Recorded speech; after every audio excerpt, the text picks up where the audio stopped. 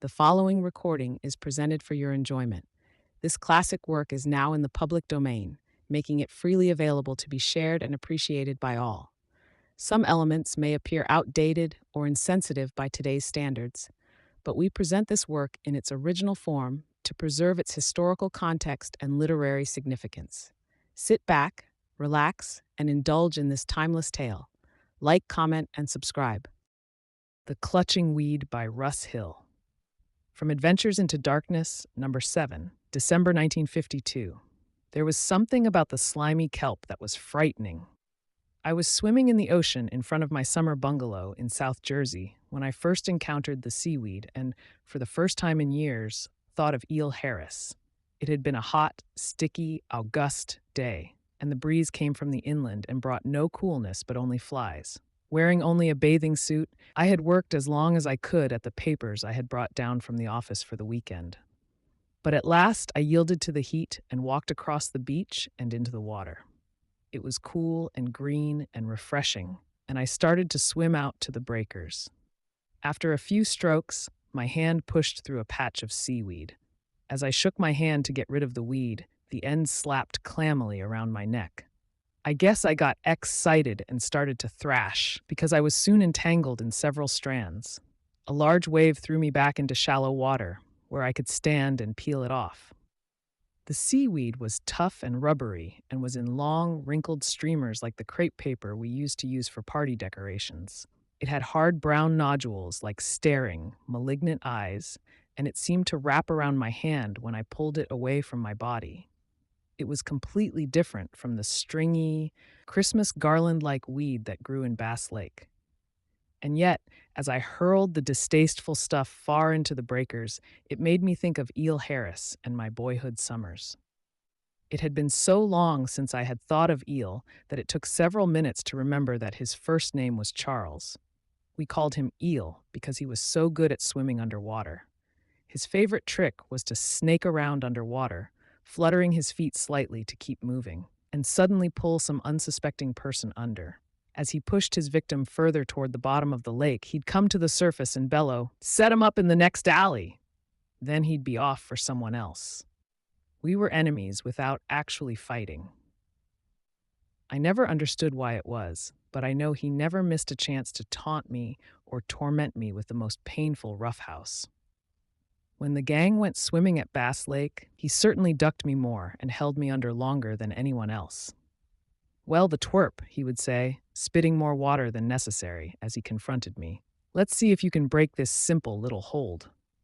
Under I'd go, struggling vainly against his hammerlock until he scornfully shoved me to the surface. I had always been repelled by the waterweed that grew so abundantly in Bass Lake. Once I inadvertently swam through a patch of it, and, when I got it wrapped around my arms, I became panicky and started to struggle instead of pulling out slowly. I got thoroughly tangled in the stuff and lost my head. I was underwater and my lungs were bursting, and still I thrashed against the weed instead of swimming to the surface. A couple of fellows pulled me up and dragged me to the float. As I sat there panting and persistently clinging strands, Eel clambered up with a handful of weed. He draped some around my head in a crown and proclaimed regally, "Guys, meet the new Water King. He can't even fight his way out of a bed of seaweed." The others roared with laughter, and Eel knew he had a wonderful joke. After that, I always went to pieces when I encountered waterweed. Eel took advantage of this, and, for the rest of that summer, he always had a bunch of the weed handy so he could throw it over my arms and hold me under while I struggled frantically with it. One time I was so frightened, I almost didn't make it to the surface when he let go.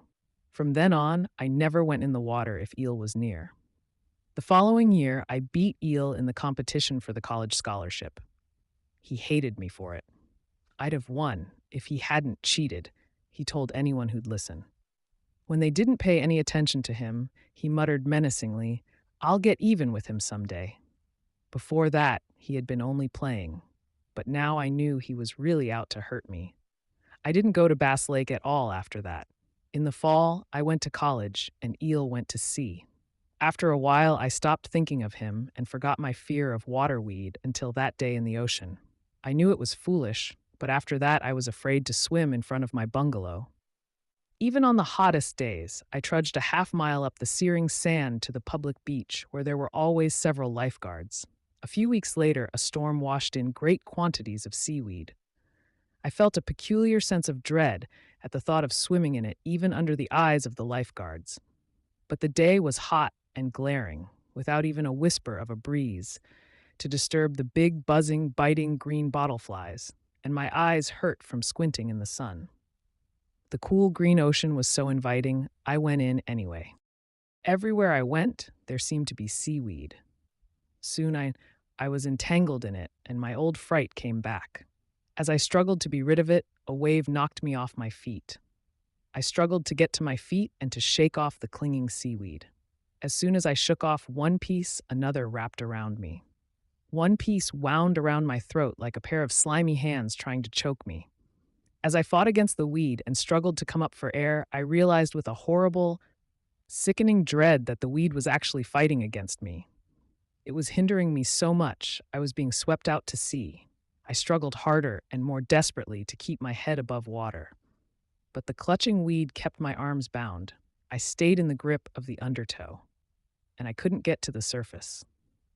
Somehow, I must have yelled for help because the lifeguards came and dragged me out. They pulled the seaweed off my trembling body, and even then, it still seemed to clutch me as though it were waiting for a chance to drag me back to the depths of the sea. "You shouldn't fight the undertow like that, Mac," they said, as they said to everyone they pulled out. "Just relax, and you can get to the surface and let the next wave carry you in." Then they sent me home for a rest.